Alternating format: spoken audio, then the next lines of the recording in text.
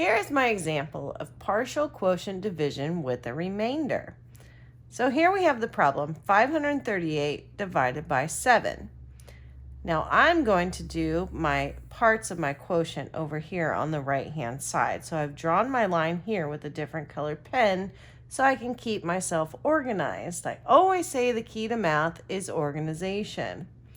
Now, I always tell my students to use friendly numbers. Friendly numbers can include numbers like 1, 5, and 10, and then powers of 10. Based on my knowledge of powers of 10, I know I can't go right for the 100, because if I put 100 here, I would get 700, and that's going to be way too big. So I'm going to go down to 50.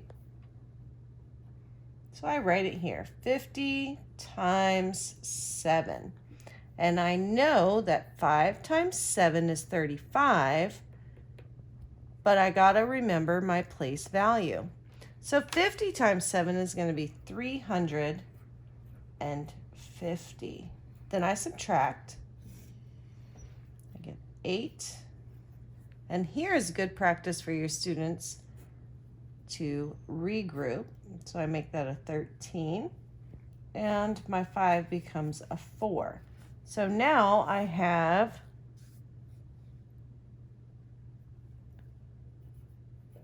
188 left.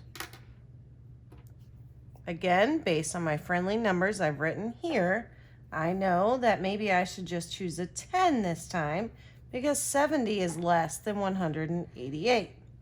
So I write on the right hand side 10 times 7. That gives me 70, and I again repeat the steps to subtract. I have 8, and I have a 1, and I still have a 1 here. I'm going to repeat my 10 until I get lower to maybe a 2-digit number.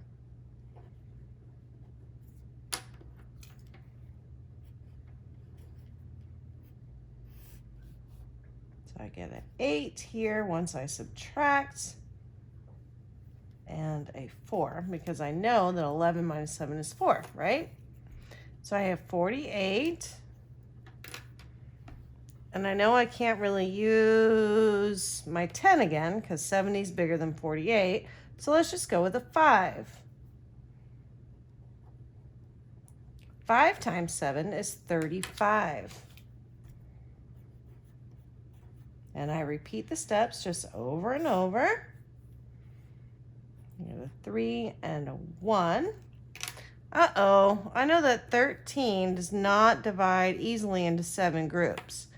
But I do know, well, 7 times 2 is 14. That's going to be too big.